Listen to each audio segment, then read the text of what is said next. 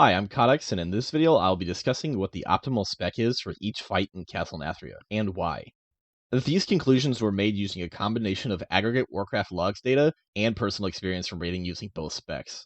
The most important caveat to this video is that unless you're equally confident in your ability to play both Arms and Fury, the answer to which spec is better is almost always going to be the one that you're more confident playing. Now with that out of the way, let's get started. Since the 8% Fury buff, on paper Fury is a bit ahead of Arms on single target fights, and Arms is better on cleave and AoE fights. However, certain combinations of legendary powers, talents, and the timings of fight-specific burst windows make this generality not always true. Fury builds using the Signet of Tormented Kings legendary, plus taking Bladestorm and Anger Management give Fury extremely strong burst AoE potential every minute or so. This damage is comparable to the 45-second burst provided by Ravager and Warbreaker as Arms. A number of the fights in Castle Nathria have burst windows that occur every minute, meaning that an Arms warrior would need to delay using the Ravager and Warbreaker by 15 seconds in order to maximize its effectiveness, but at the cost of doing fewer Ravagers and Warbreakers over the course of the encounter, whereas Fury does not need to delay their cooldown usage. It's also worth noting that over the course of a full clear, optimizing your damage as Fury would involve using two different legendaries and doing multiple talent changes, whereas Arms uses a single legendary and would only change spec for a single fight. Shriekwing is a single target fight, and on average Fury is performing slightly better, though Arms currently has a higher max. Since right now the play for Fury is to run Anger Management, it suffers a bit more than Arms from being away from the boss. Though in my experience it doesn't really amount to any meaningful difference between Fury and Arms, because both Fury and Arms will be able to use a second round of CDs after each time you have to line of sight for your splitting Shriek. As it stands right now, the big brain play would be to play whatever spec you're least confident in, so that you can get more practice with it. Huntsman is a pretty ideal fight for Arms. You have a cleave ad for large portions of the fight, and those points also coincide pretty closely with the cooldown and sweeping strikes. Then on top of that, these ads greatly increase the number of condemns you can get off during the course of the fight. It's pretty obvious that Arms is the winner here. However, if you're willing to change talents and legendaries for the fight, and then use the de facto Fury AoE build, the results are not as bad as one might expect. It's not as good as Arms, but it's still pretty respectable. Hungering Destroyer is basically just a tank and spank fight, and as such, Fury is performing slightly better on Mythic. Though interestingly, based off the current Warcraft logs data, Arms is ahead of Fury on Heroic. The timing on running out for Consume doesn't appear to affect one spec more than the other. As previously mentioned, Fury suffers a bit more from time spent away from mobs, so if your guild cannot be convinced to let you stay in and spell reflect the expunge, Arms might be better. Honestly though, just play the spec that you're better at. Because Sun King is an AoE fight, you might anticipate that Arms would be the better spec, just like it was for Huntsman. But in practice, the timings of the burst windows, especially on Mythic, work extremely well for Fury, requiring relatively little delaying of cooldowns, whereas Arms is forced to hold on to Avatar for a long time because it needs to have it available to help break the shields. As for notable fight-specific trends, there's a pretty even split between Fury warriors running Fresh Meat and running Sudden Death. Also, nearly 40% of Arms warriors are electing to run Dreadnought over Ravager, though most of them aren't committing to the full AoE build by using the Crash the Ramparts conduit. Artificer Xy'mox is another exclusively single target fight that doesn't have any meaningful burst windows that impact the performance of either spec. Currently Fury is slightly ahead, though just like with Hungry Destroyer and Shriekwing, the difference is pretty small. Just play the one that you're better at.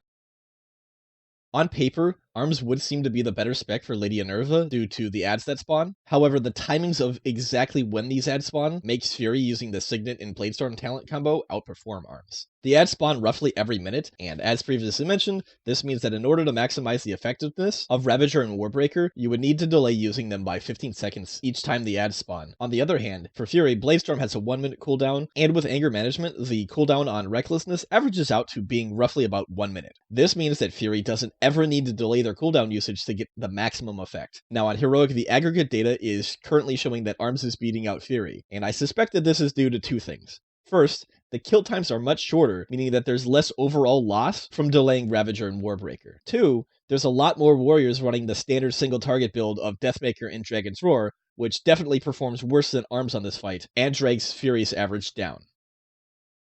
Not only is Council of Blood a single target fight, it comes with a haste buff, which is Fury's best secondary stat. Unless you're vastly better at playing Arms, Fury is the spec of choice for this fight, though the difference between the two specs is really only meaningful on Mythic difficulty. Fury is once again getting the most performance out of running the AoE build, which is mostly for maximizing damage on the waiters.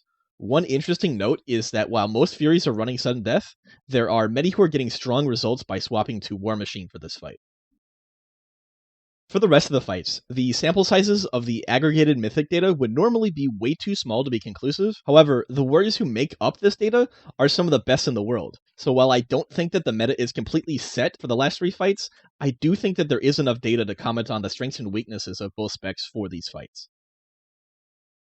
The Sludgefist is a single target fight that has burn windows that occur every 60 seconds. Take a guess which spec does well on single target fights and also has their burst every minute or so.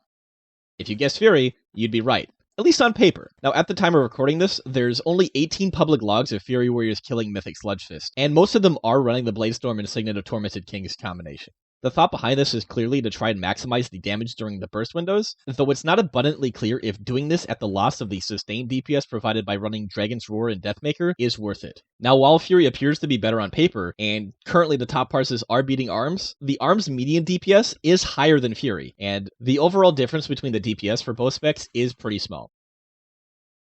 On Heroic, as one might expect given that Stone Legion Generals is a cleave fight, ARMS is currently performing better than Fury. However, Mythic is a different story, where Fury is way ahead of ARMS. In fact, the current top ARMS parse is below the median Fury parse. Now, there's only around 30 logs for each spec in the last 2 weeks, but with this big of a difference already, I don't suspect that there's going to be some flip-flop causing ARMS to overtake Fury as more guilds kill the boss.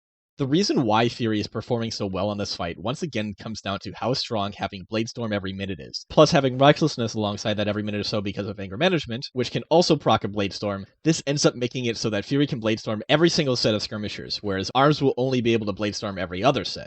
As for notable spec deviations, all but 3 of the ARMS kills were running Dreadnought, and the vast majority were also running Crash the Ramparts for maximum AoE damage. For Fury, Fresh Meat was used on the vast majority of the kills, which makes sense given how many new sets of adds you get over the course of the fight. From looking at the individual logs, warriors who took Fresh Meat were getting about 10% more enraged uptime than those who were running Sudden Death. For Denathrius, Fury is beating out ARMS on Heroic, and that's because of how nicely the timing of the Kabbalah spawns lines up with Bladestorm for Fury. On Mythic, I think to some extent, the jury is still out on what's better. At the time of recording this, there are only 8 logs of Fury kills, and 5 of them were in the last week. Right now, the aggregate is showing Fury doing better, though it's unclear if a lot of the ARMS warriors who killed it previously are staying ARMS because they think it's better, or if they or their guilds aren't at the point of being ready to deviate from their kill comp and go Fury. Once again, Fury's 1-minute Bladestorm and Recklessness line up really well with a lot of the AoE burst windows, and would be the primary reason to go Fury on this fight. However, the burst windows on this fight are such that neither spec will perfectly line up with all of them, and additionally, Sweeping Strikes is incredibly strong because you can cleave off Remornia a lot during Phase 2, and Remornia will always be condemnable. From my brief analysis of a handful of kills, it appears that Fury is doing more damage in Phase 1. Fury is also doing a bit more damage in Phase 2, which I believe is because of the timings of when you kill the Cabalists on Mythic, which lines up better for Fury's cooldowns. Though these cooldown timing differences for Fury and ARMS mean that they will be using them on different adds, making the better spec for this phase more a question of what specific mobs need more burst damage based off your rage damage profile. In Phase 3, ARMS is beating out Fury due to how strong the ARMS version of Condemn is, and because there aren't any burn windows that particularly benefit Bladestorm, though it does make you immune to the knockback. One note on spec, most of the Fury kills were running Fresh Meat. Doing this will be useful in Phase 1 and 2, but would not have any effect in Phase 3. Now, currently the top parse ran with Sudden Death, so it's not abundantly clear which talent is the optimal choice. As always, I want you to tell me in the comments why I'm wrong, why my analysis is incorrect, and what I failed to mention. I would also love to hear what spec you think is best for each fight, and why. Finally, I just want to say thank you for watching this video, and subscribe for more.